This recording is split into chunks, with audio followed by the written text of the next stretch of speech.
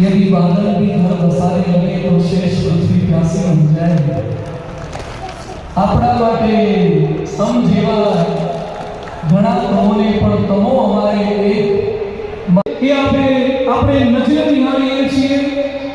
આજનો આ શરદ પૂર્ણિમાનો સભાનું ખુલ્લું મેદાન હરિભક્તોથી હકડે ફટ ભરાયું છે। બધાને એક વિનંતી કરી દઉં કે બધા થોડા આગળ આવો તો નવા અમારાનો આપણે સમાવેશ કરી શકીએ। બધા હરિભક્તોને વિનંતી છે કે થોડા આગળ આવીએ તો નવા આગંતુકો હજી આવી રહ્યા છે, ભાવિકો આવી રહ્યા છે, એ સૌ કોઈનો આપણે સમાવેશ કરી શકીએ।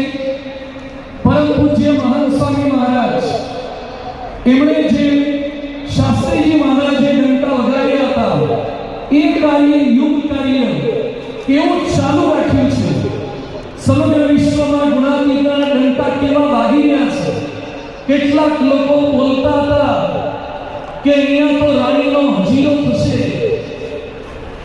તડકડાની તાપલીથી ભૂત થોડું જાય, પણ સાચે દેવળે ઘંટ વાગશે અને એ કાર્ય એ સંકલ્પો આજે સાકાર થયેલા દેખાય છે। મહાન સ્વામી મહારાજના સાનિધ્યમાં જે યુવકોએ, જે બાળકોએ, જે કલાકારોએ ભવ્યાતિ ભવ્ય દિગંત પાટણની સાંસ્કૃતિક પ્રસ્તુતિ કરી છે એને મહાન સ્વામી મહારાજ આજીવન 26 સ્મૃતિ આપી રહ્યા છે। આપણે જોરદાર તાળીઓથી આ તમામ કલાકારોને વધાવીએ।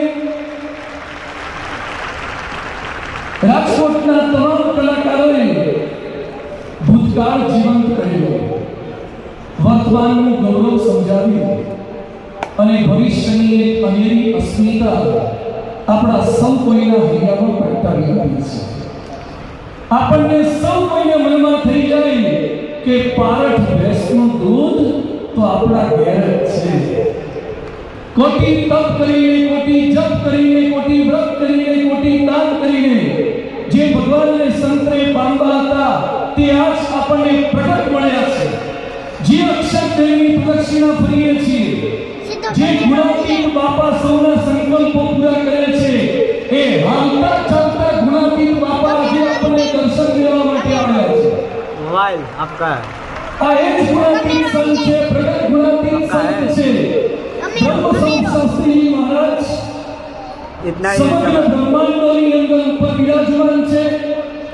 જીવનમાં